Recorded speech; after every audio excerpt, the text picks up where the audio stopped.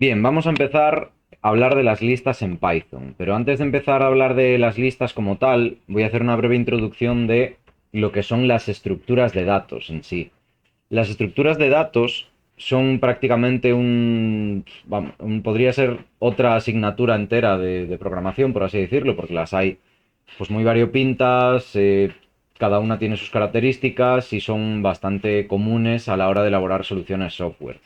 ¿Qué es una estructura de datos en sí? Una estructura de datos no va a ser nada más que un dato, entre comillas, que contiene varios datos, ¿vale? Hay varios tipos de estructuras, pero podríamos diferenciar las estructuras en dos clasificaciones que nos darían cuatro tipos de estructuras. Podemos tener estructuras estáticas o dinámicas. Las estáticas son de tamaño fijo, es decir, si yo defino una estructura de 10 elementos solo va a poder contener 10 elementos, sean del tipo que sean, y de esos 10 elementos no los va a mover nadie, es decir, en ningún momento va a poder tener 11, ni en ningún momento va a poder tener 8, puede tener 8 e igual 2 a nulo o a known, dependiendo del lenguaje, pero siempre va a ocupar en memoria 10 posiciones de memoria. Que cada posición de memoria, pues dependiendo del lenguaje, puede ser un byte, pueden ser dos, eso depende de varias cosas. Pero lo importante es eso, que si son estáticas y yo defino que van a tener 10 posiciones, siempre van a tener y a existir 10 posiciones.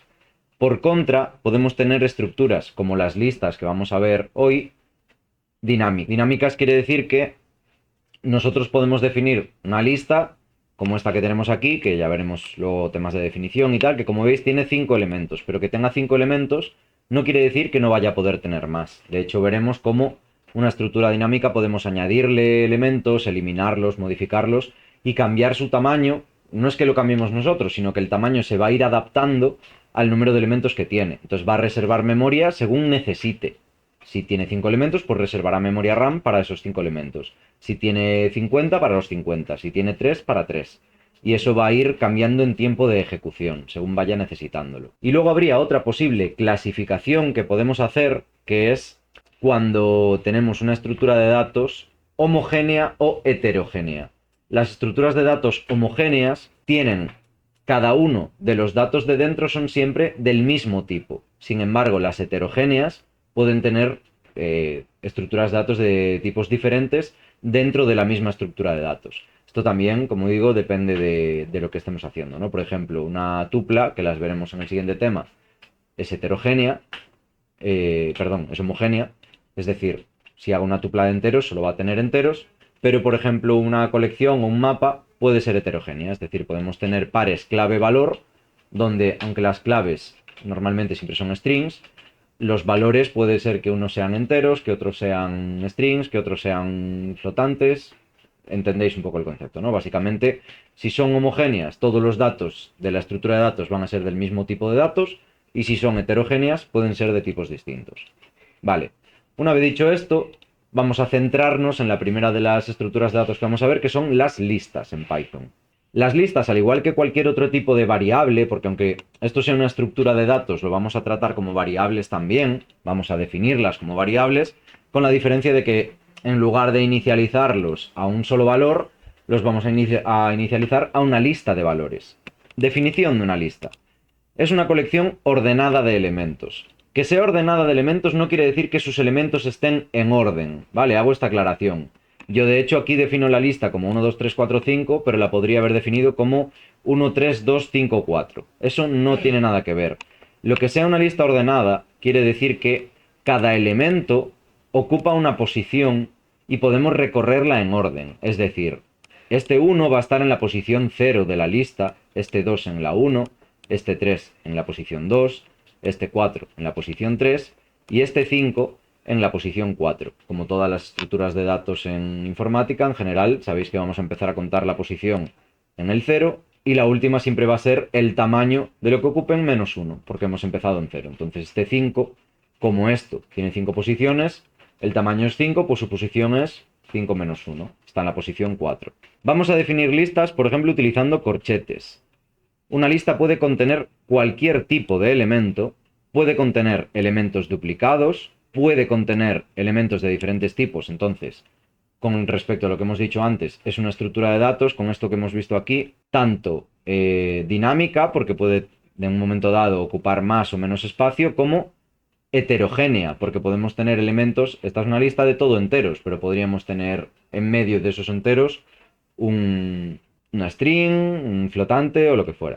Y también puede contener otra lista o cualquier otro tipo de colección. De hecho, podremos hacer listas de listas. Veremos un poco más adelante en esta explicación cómo las listas las vamos a utilizar, por ejemplo, para representar matrices matemáticas. ¿Vale? Una estructura que al final lo que tiene es una cuadrícula de posiciones, por así decirlo, con una posición 0, 0, 0, 1, 0, 2 en una primera fila, 1, 0, 1, 1, 1, 2 en una segunda fila, 2, 0, 2, 1, 2, 2 en una tercera fila y así sucesivamente. Entonces, como vemos, pues esto sería la definición básica de una lista. Aquí tenemos una lista de 5 enteros y podemos printearla directamente con print lista. Me va a ejecutar todo el script de explicación, pero vamos a ir línea por línea, entendiendo qué es lo que estamos haciendo en cada momento. Entonces me voy a ir aquí arriba del todo. El primer print que hacemos, ya veis que es bastante largo esto, pero bueno, el primer print que hacemos es este de aquí arriba. Creo que me he pasado porque lo ejecuté varias veces. A ver, este es el primer print, ¿vale? Que se corresponde con este print. Ya veis que simplemente me imprime los elementos tal cual, entre corchetes y separados por comas, tal como los he definido.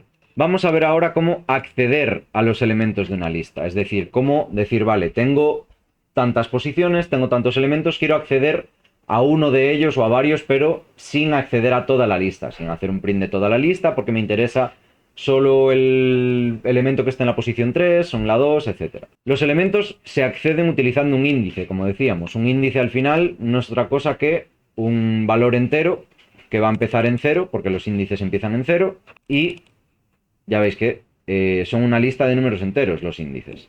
Pueden ser positivos o negativos y pueden ser variables. Esto es una cosa concreta de Python. ¿Qué sentido tiene acceder a un índice negativo? Pues que, por ejemplo, si esta lista que tenemos aquí, esto es la posición 0 y esto es la 4, la posición -1 sería como intentar recorrer la lista de delante hacia atrás, en vez de atrás hacia adelante. Entonces la posición -1, si esta es la 0, la -1 será la última, la 5. La -2 será la 4.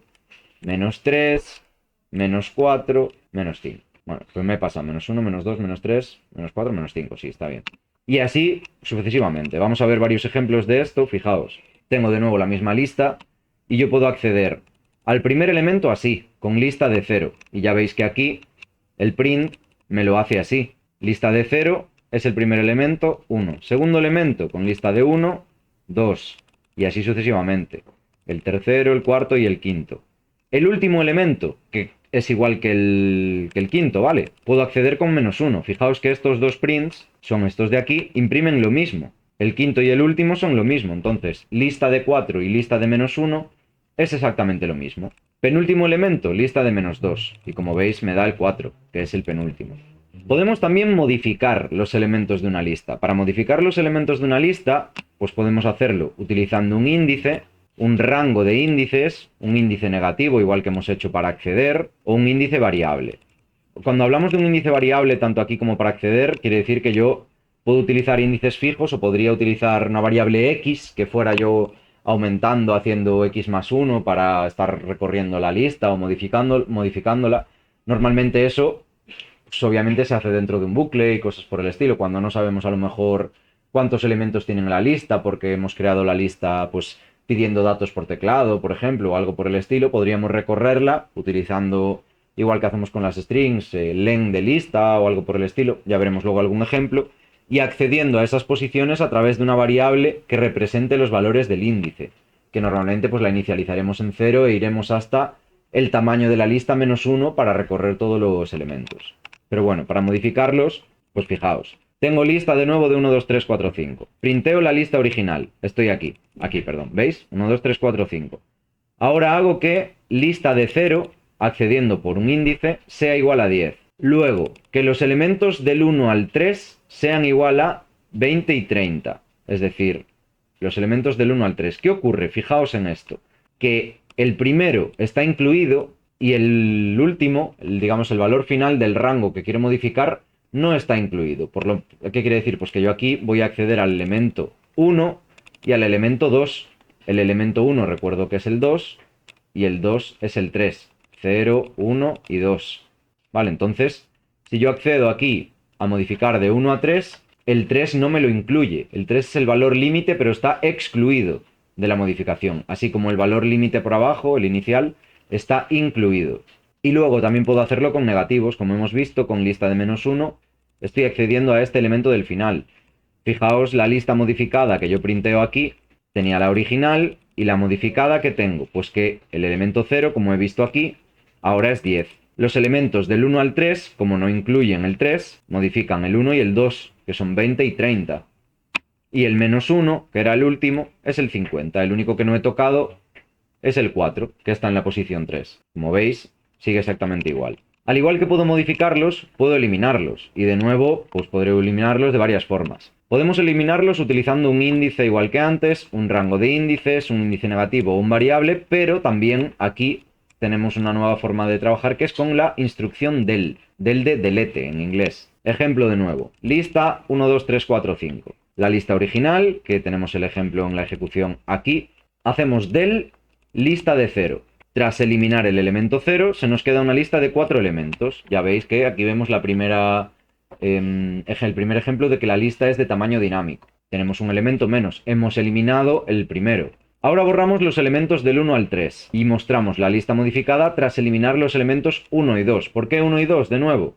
Porque insisto en que el 3, la parte derecha de esta expresión, no está incluida en lo que afecta. Entonces hemos eliminado los elementos 1 y 2. ¿Qué pasa? Fijaos que los elementos 1 y 2, cuando yo había eliminado el 0, no son el 2 y el 3 como antes, ahora son el 3 y el 4. ¿Por qué?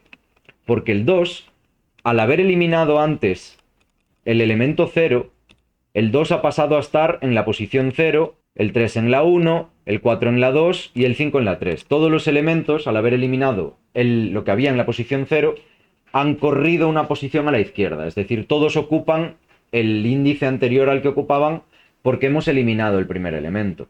Al igual que ocurre cuando eliminamos estos dos, fijaos que se nos queda la lista en 2 y 5. Si yo ahora elimino -1, yo aquí tengo la posición 0 y la posición 1, la posición -1, igual que vimos antes, es la última. Entonces elimino el 5. Tras eliminar el último elemento, se me queda una lista tal que así. Como veis, la lista se me ha quedado una lista de un único elemento, solo con el 2. ¿Cómo añadimos elementos a una lista también? Pues volvemos a tener varias formas. Tenemos el método append, el método insert y el método extend, que ahora veremos las diferencias entre ellos, el operador más y el operador por, el operador asterisco, que ahora veremos las diferencias. Partimos de nuevo de la lista original 1, 2, 3, 4, 5. La printeamos y la tenemos aquí de nuevo, como veis. ¿Qué hace append? Fijaos, utilizo append y tras mostrarlo, pues lo que tengo es que append me añade un elemento al final de la lista. Sin saber yo cuántas posiciones, no me hace falta, yo con append lo que hago es añadir un elemento al final de la lista. Entonces el 6, fijaos que se coloca al final, después del 5, que era el último elemento. Después tenemos insert. Insert añade un elemento en la posición que yo le indico. Fijaos que si yo me pongo encima de insert, lo primero que me pide es un índice y después me pide el objeto que yo le añado. Lo primero que le estoy pasando, este 0, no es el elemento que quiero añadir, sino dónde quiero añadir el elemento que le voy a pasar después.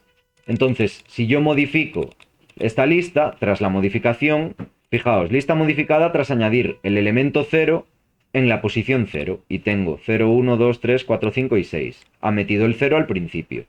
Si lo hubiera puesto que lo metiera en la posición 3, lo metería en medio. Y después tenemos extend. Extend extiende mi lista. Hace lo mismo que append, porque añade al final, solo que extend, en vez de recibir un solo elemento, recibe otra lista. ¿Qué pasa? Recibe una lista iterable. Pues esta lista lo que va a hacer es concatenarla con la lista anterior, de forma que lo que estoy haciendo es añadir 3 elementos de golpe. Sin tener que hacer 3 veces append, hago extend y entonces añado los elementos 7, 8 y 9. Y fijaos que me queda la lista tal que así, con esos 3 elementos nuevos. Esto pues dependiendo de si queremos ir añadiendo de uno o de varios, pues utilizaremos un método u otro. Si me da igual, o sea, si lo que quiero es añadir al final, utilizaré append. Si quiero añadir más de un elemento, utilizaré extend. Si quiero añadir en posiciones concretas, utilizaré insert. Además, puedo utilizar el operador más también. Yo hago que la lista sea igual a la propia lista más un nuevo elemento o un conjunto de ellos. Aquí le paso uno, pero también podría hacer como con extend y pasarle varios. Y lo que hace es, como lo estoy pasando a la derecha, pues ponerlo al final. Ya veis que tengo ahí los elementos del 0 al 10. Y por último, yo puedo duplicar la lista de forma que duplica todos los elementos, digamos, de nuevo en la lista, multiplicándola por 2, por ejemplo. O sea, puedo utilizar este operador para duplicar, triplicar, cuadruplicar, lo que sea, los elementos de la lista. Cuando yo utilizo esto, fijaos, tenía del 0 al 10 y tras duplicarlas, pues tengo del 0 al 10 y luego de nuevo otra vez en la misma lista del 0 al 10. Y tengo una lista de, pues en este caso, 22 elementos.